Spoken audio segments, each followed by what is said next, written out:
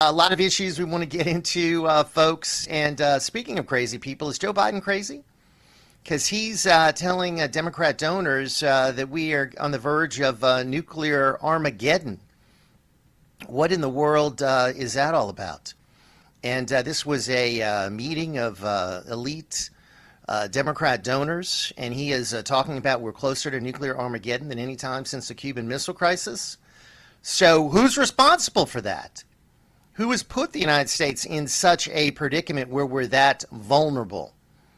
That would be Joe Biden. Joe Biden is in the process of destroying our military. Joe Biden is in the process of creating wars and conflicts all over the world. Remember, the peace president, Donald Trump, had good relations with our adversaries, peace breaking out in the Middle East, the strongest military we've ever had. Now we're wokeifying the military, and the peace deals are gone, and it looks like war is imminent. So that is, what Joe Biden delivers. We should think about that as we go to the polls in a few weeks. Also, this was a week of missteps and misstatements and craziness from Joe Biden. He goes down to Puerto Rico and claims he was part of the Puerto Rican community in Delaware, which has a less than 1% Puerto Rican population.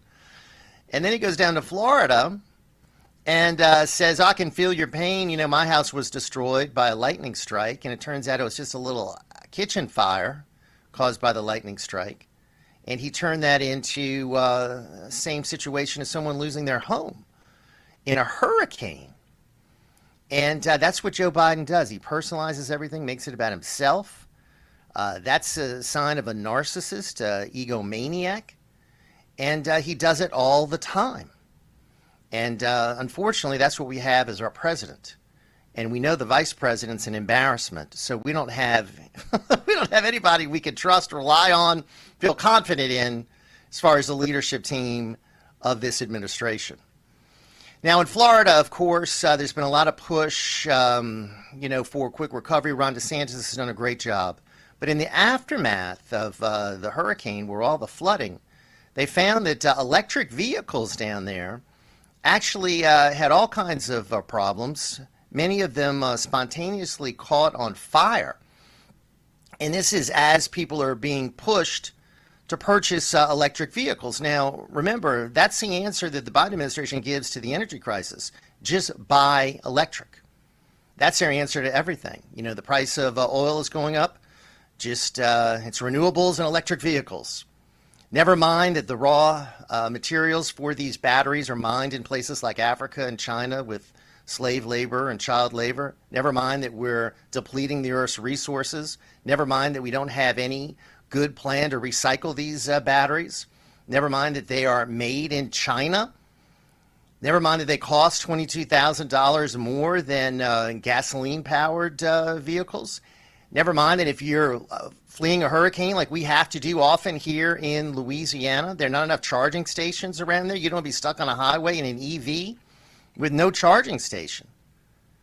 And some of the time it takes to charge these vehicles are hours and hours and hours and hours. Impractical all the way around. Also this week, the New York City Mayor, Eric Adams, is making a big deal about the few busloads of migrants that are coming to his city, illegal aliens coming to his city. And the Texas governor is finally saying, hey, we need help. We can't absorb all of this. So what the Democrat mayors are saying is, hey, don't send a few busloads here. Keep all of the millions in your state that are coming here illegally.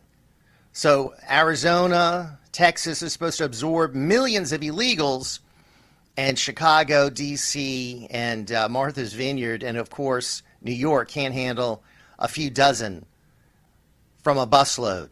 So he's asking for big money, and he's issuing a state of emergency. Shows you what kind of a fraud that guy is. Kudos to the Texas governor saying that the busloads are going to continue to roll, as they should.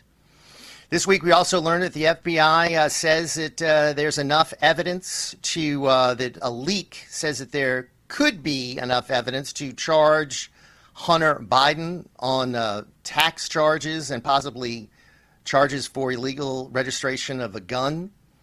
Now, of course, we know Hunter Biden was also doing dirty deals in China and Ukraine and other places, and possibly profiting his uncle and his dad, influence peddling, all kinds of other crimes come to mind that he could have been involved in.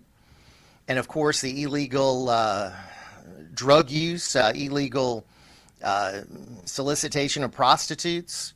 I mean, on and on and on. A lot of that captured on video on his laptop. So the fact that they're finally getting around to maybe charging him, is this a first step toward them charging Donald Trump?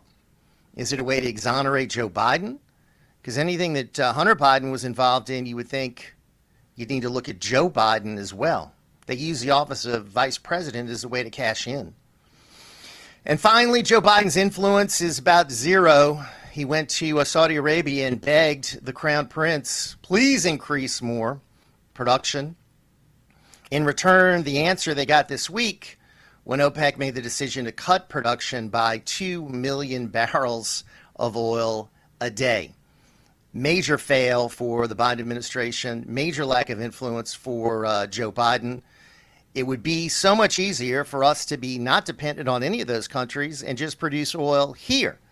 How about we go back to the Trump energy policies of drilling here in the United States? But no, Biden wants to be dependent on Venezuela, dictatorships, thuggish regimes, and to take away jobs and money from the American people, and make our gasoline prices go up, and tell us to buy electric vehicles that are $22,000 more, and deplete our resources from the Strategic Petroleum Reserve. You know, the policies put together are disastrous any way you look at it, making us more dependent, but also making us more vulnerable. It's hurting our economy, hurting our energy production, but also hurting our national security.